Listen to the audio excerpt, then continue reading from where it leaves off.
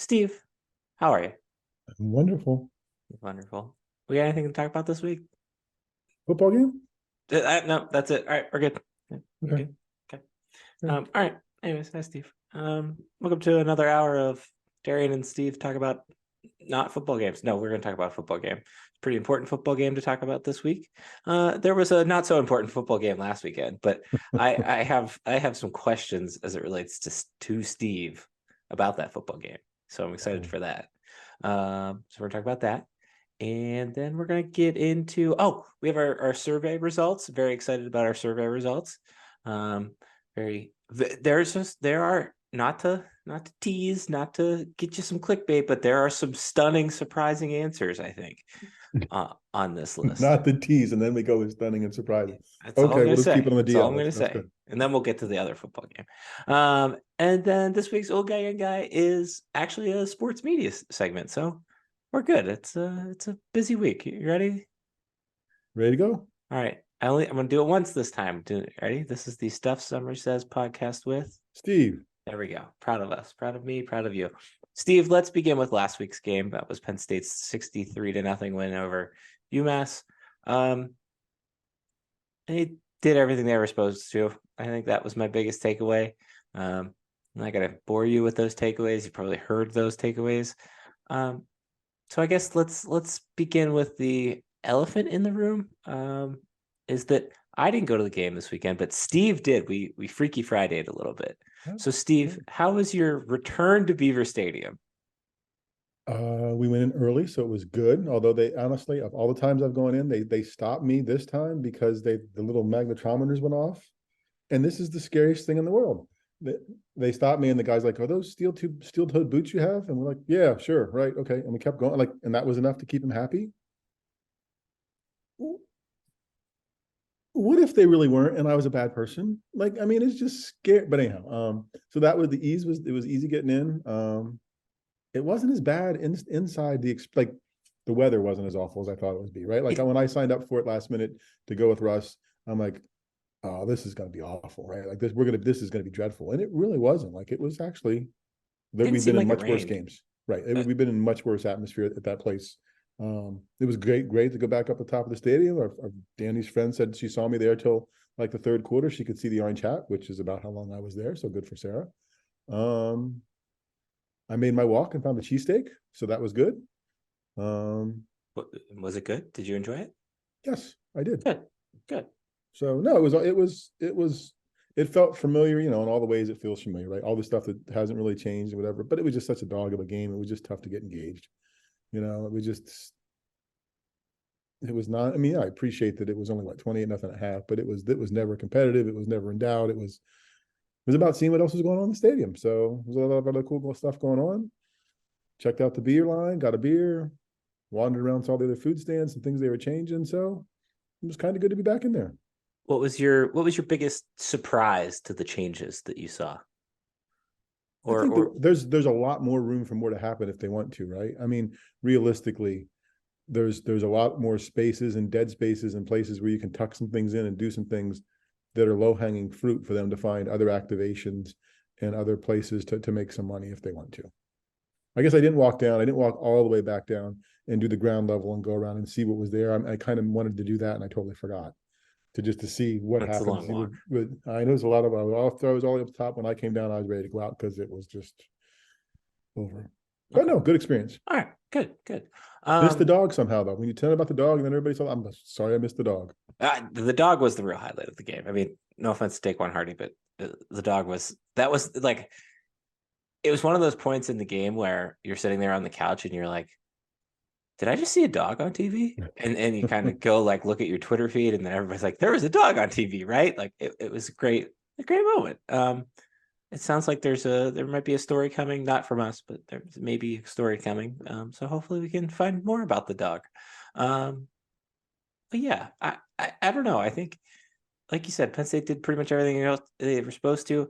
It was weird watching it at home, and I haven't watched a blue-white game at home in a long time, but I imagine that that's what watching a blue-white game at home felt like. It was kind of like watching one in person too. Yeah, it was.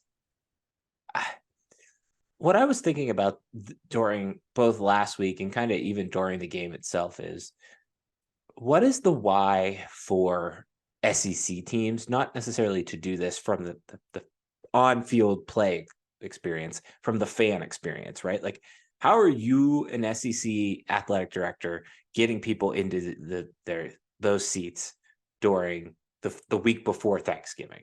Like, it could never work at Penn State, and it's not a knock at Penn State fans. I don't know how well, if it does work at all down in some of the SEC schools that do it even later in the season. Um, I don't I don't have a gripe with it. Like, I like the idea of having a warmer weather conference game, right? And I don't have a gripe with doing it then, but my biggest thought was just from the fan perspective was, I wonder if there's a reason this was the homecoming game, not because it was right. Homecoming usually happens right around now. It was because that's going to be the draw to get people to the stadium. I was surprised at how many people did show up to the game. Like, what you saw on TV / what I saw through pictures, was not surprised that that place looked like a ghost town by the end of the third quarter. Yeah, and again, the athletic department gets its money in the front end. At least the money that matters is the ticket money up front, right? So the Right. 105,000 that they sold, that counts as revenue, but you're losing some per cap inside because of it. Would have been interesting to see what the weather would have done to it. Like, how many people let them sit. I mean, I know of 4 that were friends that were going to come into town and just were like, yeah, we have the tickets, but never mind with this weather. So I think people would have showed up if the weather would have been better. They'd have overlooked the UMass thing and taken the blue-white thing and the homecoming stuff and whatever else and been there. But it was about as sparse as I've seen it for a regular season game ever. I mean, Really? Wow. it looked light. It just felt light. I mean, because the students weren't there. Right. Both those corners, the students weren't there. So that magnifies what's there. But yeah, it was an easier decision to make not to come if you thought the weather was going to be what it was. And it was for a little bit during tailgate time, but not quite as much during the game. It didn't feel that way anyway. So Okay. All right. Who won the chili cook-off? Sarah regained her title. Mackenzie Okay. had it last year. Sarah got it back. We had 4 cookers, good crowd. So yes, big excitement. Was Sarah's chili worthy of the winning? I'm gonna have to tell you that I don't know that I tasted the chilies. And if Oh, that's right. You're an impartial judge. I yeah, apologize. So Yeah. You're an impartial judge. I let's apologize. go with that. That's the reason. Okay. All right. Anything else you want to add about Penn State's win over UMass? Thank God it's over. I mean, and you know, you're going to get one of those 1 a year from now on. Apparently, we're dead. You know, and it's just, if the weather's good and it's a good Saturday, it's a nice Saturday, right? This is about as tough as a non-conference game you can get for homecoming. At least the weather was good for the parade the night before, right? I mean, people came in and celebrated, had a good time there. So yeah, that's good. People had fun. That's all that matters, Steve. All right, it's time to unveil our first ever road trips poll. About 2 weeks ago, I guess the week of the Northwestern game, Steve and I kind of put together a little series package. And one of the components was us telling you our favorite road trip memories, but also you sharing some of that information with us. We asked you 5 questions, and we're gonna start with we're gonna do them out of order based on how the questions are asked, because I think I'm relatively surprised by it. So we weren't going to build any suspense, but now we're just changing the questions. Yeah, we are. This is what we're doing. Okay. All right. Hey, at least we're open and honest and transparent. That's fair. That's fair. Okay. All right, Steve. We asked people which Big Ten school has the nicest fans. Number 3, Michigan. Not okay. You said them. They're nice, but they're arrogant. That's my take on that. You didn't ask arrogant. You asked nice. Yeah. Okay. Number 2, Wisconsin. Yep. Everything I've heard. And you want to take a guess? Number 1? It's better not be Iowa. It's not Iowa. It's not Ohio State. No, Nebraska. It's Nebraska. Okay. Oh yeah. Go. Never mind. Yeah, Nebraska's a given. Everybody loves them. Of course, I've never been there, but yes. Yeah, the truly the nicest people. Yeah, Midwestern hospitality is real when you visit out there. It's not a thing. All right. On the flip side of that coin, the meanest fans. Number 3 was Iowa. So there are 2 schools ahead of them. Number 2. Again, this was one of the first surprising answers to me. Number 2 on this question was Rutgers. Oh yeah. Okay. Yeah. I probably would have had them at me. Well, Iowa's number 1 for me. So maybe I would have had them at 2. I think Rutgers, that first Rutgers game in 2013, like everybody that went to that game still like has war stories from that experience. Well, those two make sense of two of the first, but I thought they'd have been 1 and 2 one way or another. Who's number 1? Ohio State. Okay, well, and I'm gonna jinx it probably by saying it since we're going out there this weekend, but I've never really had a problem with them. In fact, last time we were there, one of our favorite things is, in fact, we're going to try to go back to this library. There's a library right by the football stadium.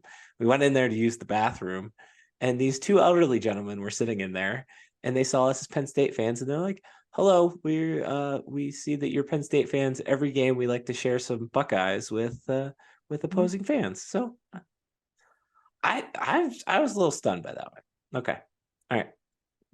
This is the one that stunned me most. This is our third question we asked. Which non-Penn State Big Ten stadium is the nicest? And you would have said what, right? You would have said... I haven't been to enough to know. I would have said, where have I been? Michigan Stadium. Okay. You would have... Well, that's... we should have... Right. Yeah. Limited pool. Right. And now is that it Nebraska too? No, it is not. And now that I think about this answer, this is probably, it's not my answer, but it's the correct answer. It's Minnesota. Oh yeah. Their stadium, which is the newest in the Big Ten. And I've been there for that one. Yeah. Yep. Is very nice. The only thing I remember about that stadium, the issue I remember having with that stadium, I remember there not being that many bathrooms in that stadium, but it was a nice, this is going to sound like, it's going to sound like a shot, but it's really not, because it was a very nice minor league ballpark stadium. I think small and intimate. Yeah. I think would be the best way to describe that one. Okay. Those are good answers. How many? Never mind. These are smart people that are answering this survey. Good for thanks to the listen and survey. Smart people. Good job. Yeah, this is good. This is good stuff. I was pleasantly surprised by these answers. All right.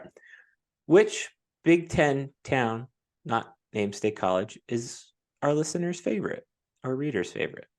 Number 3 was West Lafayette. Okay. I want to go back there and explore a little bit more. You've been there a couple times, both for Penn State games, but for other things. It's got a charm to it, I think. Mm-hmm. I would probably put Bloomington on this list, but I don't think enough people probably have been there. I think that might be why. Number 2 was Ann Arbor, which I think is probably the most Rockwellian of the college towns that I've been to. It's just very stereotypical college town. And number 1 was Madison, and I think that is absolutely the correct answer. And I think that might be I haven't been to that many big or non-Big Ten schools, towns, but I think that's probably people who have been to multiple schools. That's their number 1 answer as well. Okay. I think we've got one more question then.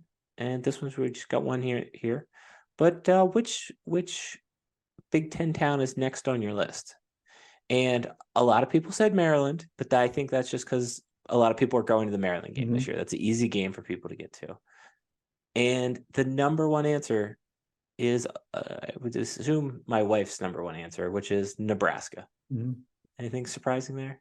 No, huh? I mean, that would be my answer, right? That's where people want it. They're the nicest people. Why not go there? Might not see it, and God bless all the people who want to go to Maryland, cheer loud, have a good time. But I don't know that College Park has a draw for me. No. It's a nice stadium. They have good. Wow, it's a beltway exit. Damn. Well, it is, but Maryland has figured out how to do regional food in their stadium. You can get crab pretzels and crab food. You can get Lido pizza, which is delicious down here. I am still a little stunned at the Minnesota answer. I didn't think that one would be on the list per se, but it surprised me to see that one on the list. Kudos to all the survey takers. That's great. Thank you to everybody who answered. All right. That is it for that part of the show. So that leaves a pretty important discussion. It's time to discuss Penn State's game with Ohio State. I I've been thinking about this a little bit, just both thinking about it in the context of the podcast, thinking about the context of the blog. I haven't quite decided on what I'm going to write yet for this week, but I have been thinking, and I think it was Poorman's All 22 article, which if you haven't read those yet, I think you need to check them out. He basically put the question out there of, is this James Franklin's most important game? So I want to begin there, and it's not a critique on Mike's article by any means. It's just I think that's a very fair conversation to have with this Ohio State game. I don't know that right now in this moment this is James Franklin's most important game at Penn State so far, because he's got another chance to, if this goes wrong, to fix it with being Michigan, right? They're still going to come out of the season being 11-1. But what does keep me up at night, does keep me bothered, and Mike did a nice job of calling this out in his column too, is this. There's a lot of checks that James Franklin has written. I'm taking words from the column right now, but there's a lot of checks that James Franklin has written lately, and Mike is 100% right on that, because I think ultimately, in the eyes of public perception, if Penn State loses this weekend, the sky is falling, everything is ending. We might as well just pack up the season, shut it down now. And I don't think that's how I feel about it, but that's going to be the sentimentality around the game if Penn State loses. And I think that kind of brings me back to our other point of this podcast, is patience. That being said, I still think Penn State is going to win this weekend. I think I think this defense is too good. I don't think this Ohio State team has been tested by a defense like this Penn State defense. Yes, Penn State hasn't played anybody. Ohio State's played Notre Dame. But at the same time, and I know they were playing UMass this weekend, and I know that they've played really nobody, but watch this Penn State defense, and it is the most athletic of my lifetime, at least. It is the most smart and cerebral defense I've ever seen. And that has been where Penn State has fallen short. It's been able to go to Ohio State and put up points. It's been able to hang in there. Penn State really gets an injury to Ulu last year, and that's when the game falls apart with JTT getting 2 sacks and a fumble or whatever it was off the top of my head. All of that is to say, patience is necessary.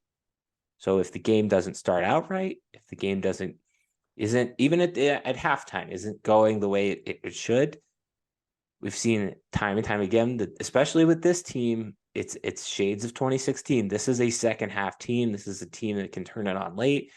It's just all about making sure that you make the most of that moment. And I know that was a lot of convoluted strings of theories, but that's about where I'm at with it at 8:01 on Monday evening. So you're talking patience within the 60 minutes of action on Saturday, kind of like the Dr. Pepper commercial where they're not, burning stuff after the first play of the season. You want that kind of patience, which I'll go with you there. I think there's probably a few people who listen regularly, at least one who probably fell off their chair or went off the side of the road when they heard patience in James Franklin and Penn State in this context. Because I think people would be very impatient if they lose on Saturday, because they will point to, well, he's been here a decade, won the one title. And I had a guy at church, and we were doling out coffee on Sunday. It's like, oh, big game next week. I'm like, yep. And I care, but I don't. I do. But he's like, he said, if we went 2-11 every season, and those 2 games are Michigan and Ohio State, I'd be happy. He said, but that hasn't been what's happening. I'm like, that's true. So I don't think the fan base will be I do think the sky will be falling if they lose. I just don't think they're going to, of what I've seen of Ohio State.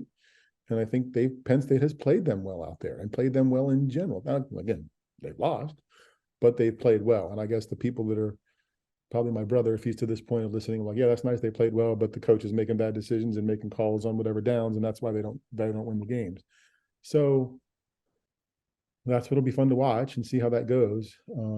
I think the big indicator, the media indicator of whether Penn State's doing any good, is whether you get a Gus Johnson A-level game or a Gus Johnson Illinois level game. If you get Illinois level, it's probably not good news. If you get excited Gus Johnson, the game's competitive and your team's probably got a chance, you know. So that may be the one barometer that I was thinking about from a media perspective. If you get good Gus, the game's competitive and it's exciting. Yeah, I hadn't thought about that. I hadn't thought about that. Well, let's put a pin in Gus Johnson because I want to come back to that for a hot second. Yeah, that's the other part of this equation, right? Is like eventually a broken clock is right twice a day. And that's not to say Penn State is a broken clock, because I don't think they are. But eventually, like, James Franklin he has the pieces to figure it out. Can he make the moves to figure it out?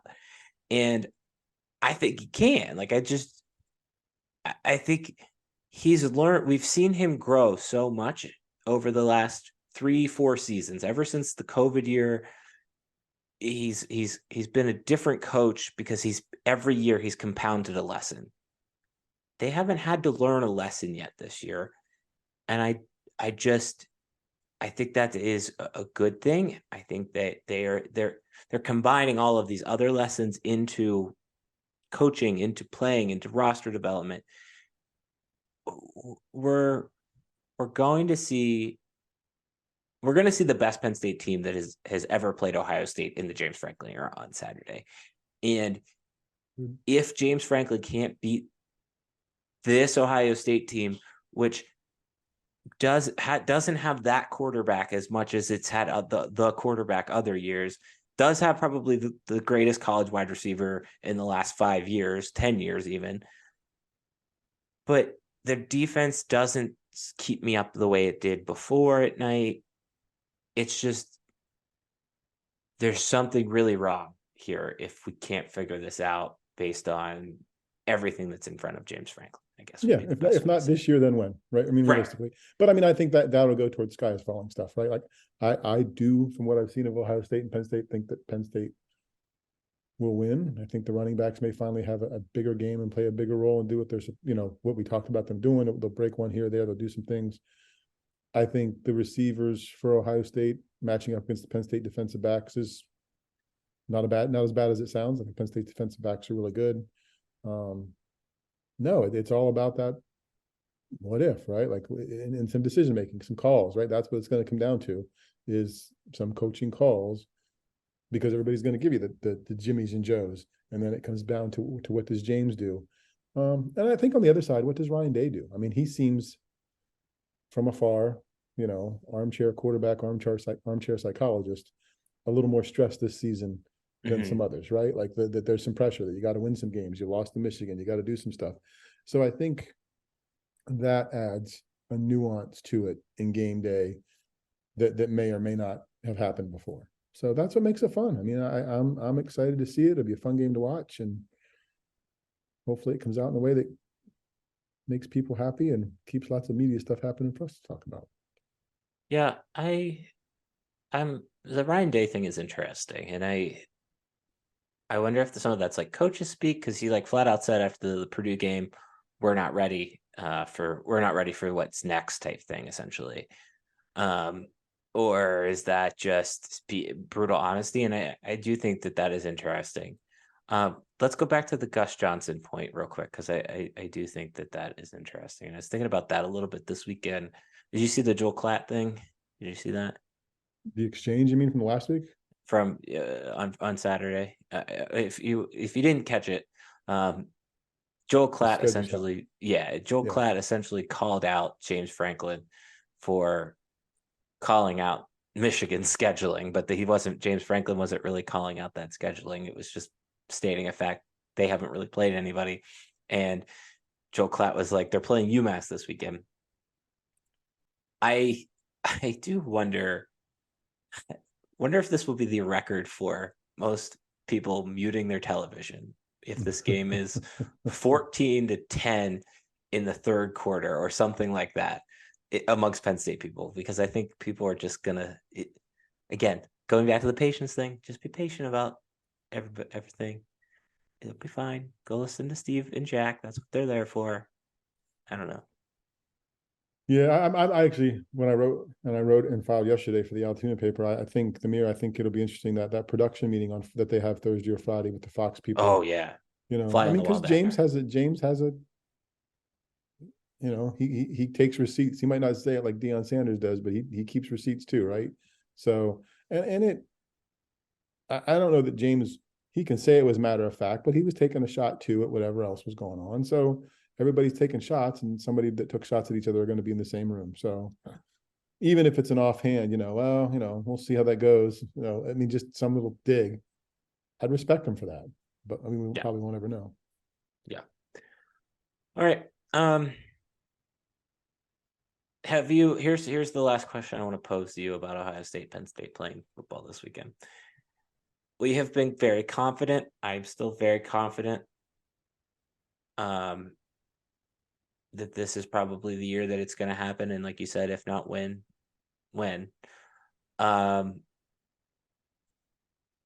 Do you, given everything you've seen this season, if you scale a 1 to 10, if you were at a 9 going into the season, are you above or below that as we sit here on Monday? I think above, like I don't know. I just what I've seen of Ohio State, like I felt the loss at Notre Dame was as much Notre Dame losing as it was Ohio State winning, obviously. Um, and I know Ohio State put up good numbers last week. I don't know. I think Penn State has played well out there through the years, every year, no matter who's been there. They've been able to get out the horseshoe. It's not like they're intimidated by the place. So, and I think they have as much talent across on both sides of the ball as, you know, Ohio State does for a change. So I'm looking forward to it. And I think they are in good shape. Yeah. That's optimistic Steve for you to fill your There you ears go. this week. Wonderful, optimistic. This is the day to catch me, folks. Every week. This is the only I'm place. telling you.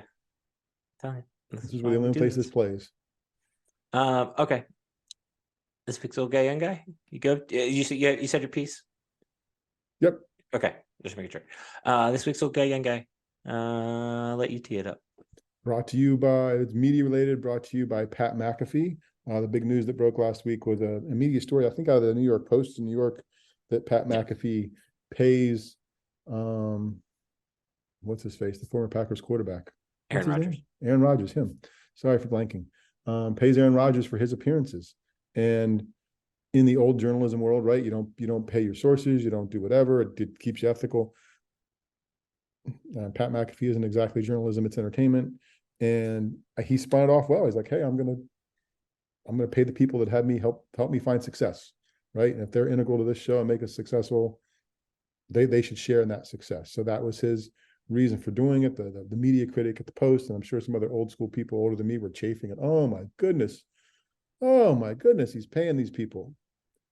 They're entertainment shows. I mean, he gets good information, and people watch his show to get that information. So, but it doesn't bother me. I mean, I guess maybe it should if I was the old guy, but it just, I don't know. In that instance, it doesn't bother me, and I understand why, and it makes sense in other situations. But you know, if you're looking to be a guest here, sorry, we don't have that budget, but we're entertaining. Yeah, I don't know. It just doesn't bother me. Yeah, we definitely have that budget, Steve. I tell you. We can get you some swag. You know, we can go from plain shirts to like nicer shirts. No, I was taken aback by the number of people that were surprised by this, like surprised by the fact that people, because like at first I thought about it in the context of Ben Roethlisberger, who did the Fan. I think it was the Fan, either the Fan or DVE. I can't remember which one, for however many years, every Wednesday or I think maybe Wednesday or Tuesday. And it just was evident to me that he was getting paid to do that. Like it was evident. Then I thought about it a little bit more, and my gears started spinning, and I was like, wait a second. What about James Franklin's contract? James Franklin's contract this is how James Franklin makes pretty much almost all of his money. And then the other part of his money, like there's a tiny bit that he gets paid from Penn State. I mean, he gets paid everything from Penn State, but from Penn State athletics, he's a tiny bit. There's a ton of money that he also gets from wearing Nike stuff. Like it's no it's no different. I was really surprised at the number of people that were like, "What do you mean?" Like, of course he's like. You think he's gonna have Aaron? Like, you think Aaron Rodgers wants to talk? Probably. Well, it's Aaron Rodgers, so maybe he's a bad example. But it, he's gonna want to. He's gonna want to be compensated for spending 20 minutes every week to talk about the things that he talked about in the detail that he's talked about. I think honestly, like that's probably why we have gotten some of the answers we have from Aaron. I don't think it's necessarily him being, him just talking that way, because I don't think he talks that way with the rest of the media. So yes, going back to your point of it's entertainment, we're being entertained by it. Like it's a smart business decision. Now, is it problematic that you go, do I think Pat McAfee has handled all of the Aaron Rodgers situations properly? Probably not. Just kind of hasn't pushed his thumb hard enough down on certain things. And I think that would be, I think in the context of Aaron Rodgers, like there are athletes who have done a lot worse too. Aaron Rodgers has just kind of like spewed his conspiracy theories. If something more serious were to happen with Aaron Rodgers and McAfee is either not or continuing to pay him, or is not pressing or holding accountability a little bit more, then I think, we've got a bigger issue. And I think that's where I'm at with it. I think people will let him know. Like, yeah. I think, I mean, that's the connection with the fans and the live stuff on YouTube. I think people will let McAfee know, hey, and even now, okay, so now you're paying him, why can't you ask him a stronger question? Why can't you do whatever? And because he's not, in part because those questions probably aren't going to be asked, but I think the jocularity, the conversation, you still get interesting information out of it. And this has been happening forever with, like I said, coaches' contracts with Tom Brady in New England. Everybody had a segment on a radio station as a pro football player. I mean, in their market, everybody's got something where they're getting paid, right? And I have much less of a problem with this happening with Pat McAfee than I do with Penn State football players showing up at the old age home and people saying, "Oh, it's so great that they showed up." Okay, they're getting paid, right? So, and that's masquerading as charity and volunteer work. This is just showing up to do an interview, and that's happening too. But I have much less of a problem with that than I do with, oh, look at them working at the food bank. Yeah, they got paid to be there. So that's like much more problematic for me than this. Right. No, yeah, I think that checks out. Okay. Anything else you want to add there? No, can't wait to see who the next people are that are making money off of this. Okay. Yeah, we pay all of our guests all $0.00. It's a flat fee. Flat fee. Yeah. Everybody's the same. Yeah. So if you're interested, you'll be treated as fairly as anybody else. Yep. And so, well, you get to pitch your stuff. You always do a good job of that. Oh yeah, actually you get paid from it. We know we have led to subscribers for certain people. We certainly have. So that's there you go. That's all we'll say. Okay. Stuff coming later this week. Well, no, sorry, not stuff. Stuff as in stuff on the blog coming later this week. Be sure to look out for that. Hopefully be back on my normal schedule this week. So I'm excited about that. Steve, are you writing this week? I think right. I am. I was just looking to see what I said I was right on the calendar. So okay. Yes. All right. Tonight or tomorrow. All right. So gonna spin some gears there. Excited about that. Let's see. We've got a podcast which you just listened to. Give us 5 stars, thumbs up. Rate us, all of that. Subscribe to us. We've got an email, which is mine is Darian at Stuff Summer Says. Steve's got an email as well. It's Steve at stuffsummersays.com. On Steve's website, or no, on Darian's website, there is a part for Steve called With Steve. And lastly, we've got Twitter handles. Mine is at Stuff Summer Says. Steve's is at Steve Samsel. All right. Other than that, we'll talk on Monday. I'm sure there'll be nothing to talk about. That's nice and quiet. Okay, bye.